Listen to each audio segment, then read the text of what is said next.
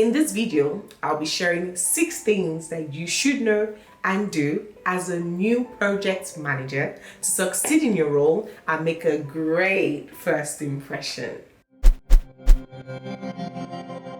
Hey friends, welcome back to my channel. And if you're a subscriber, hey, high five. Thank you for being here. And if you're new, hey, welcome. It's good to have you here. My name is Ogaga Johnson and I help aspiring and established project management professionals to launch and grow successful project management careers.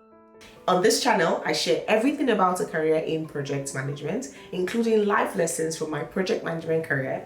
Yes, I got a 9 to 5 and my project management business. So if you're interested in project management, whether it's launching a career in project management or growing a successful career, then click the subscribe button. Let's learn together. Okay, so you need to make a great first impression in this new role. It is your first project management role, and I'll be sharing 6 things that you should know as you start this journey.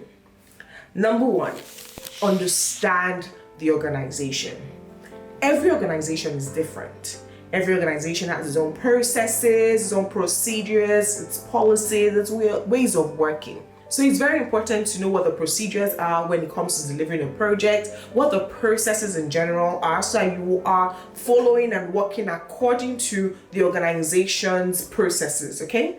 Another thing that I find, in most organizations, that every organization has its own terms. Like someone will ask you, hey, have you or did you use the KB? I wonder which one is KB again? And then in meetings now, like, oh, you know what? We found out that SMC can actually do what BYC does. So you need to follow the CDB. I'm like, wait, first of all, Charlie, relax. Which one is ABC? Which one is SMC? What are you talking about?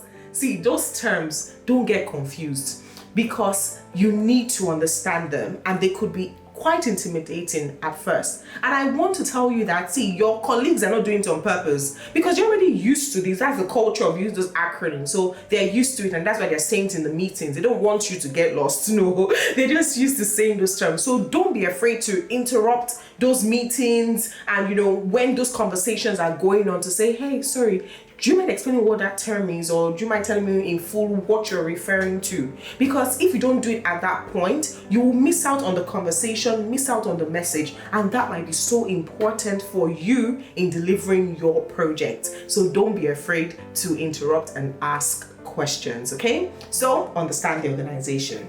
Number 2, understand project success. It's essential to find out what does success look like for this project I'm going to deliver.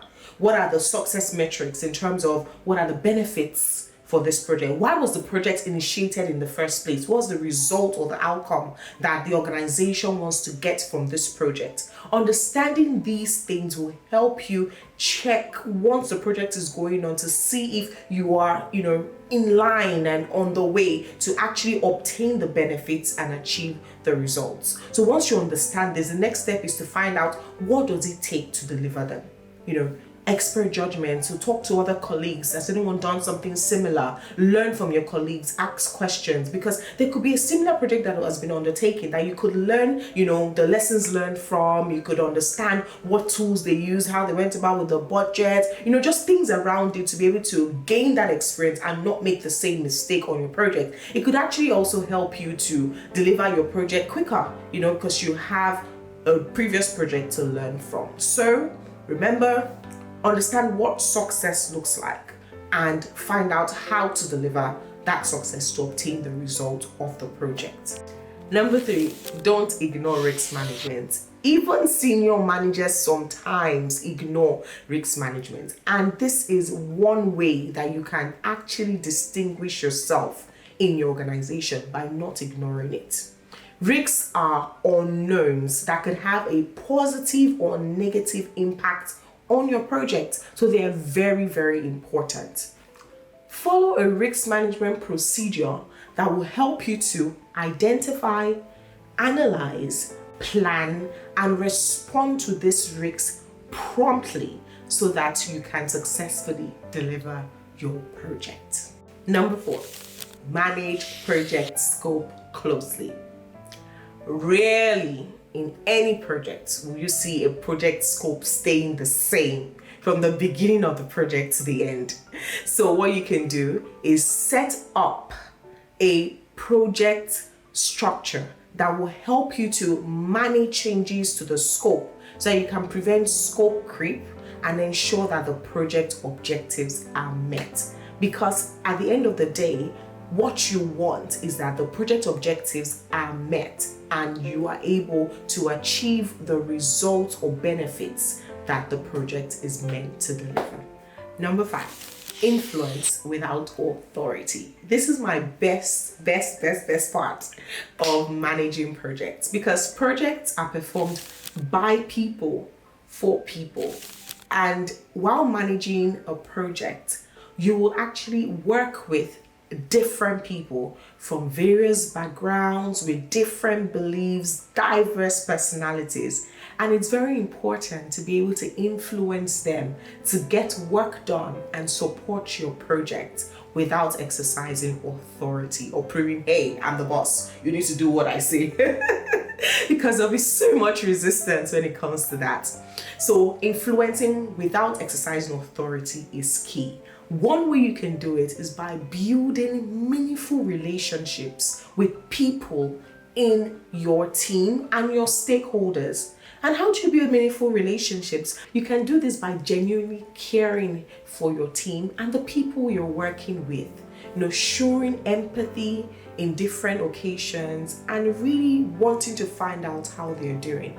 By doing so, you're building relationships with them and you'll be able to influence them without exercising authority to get work done and support you to successfully deliver the project. Number 6, don't panic. There'll be so many times that, everything just seems to be going wrong.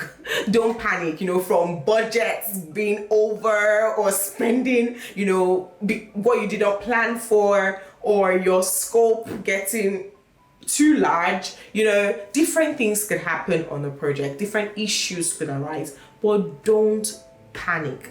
You need to respond to these problems or issues as they occur rather than react, right? And there'll come a time when you're able to preempt what issues or problems will happen, and so you can properly plan for them before they eventually happen. You will get to that stage. But as you're starting off, even when things come to you unexpected, don't panic. Be calm.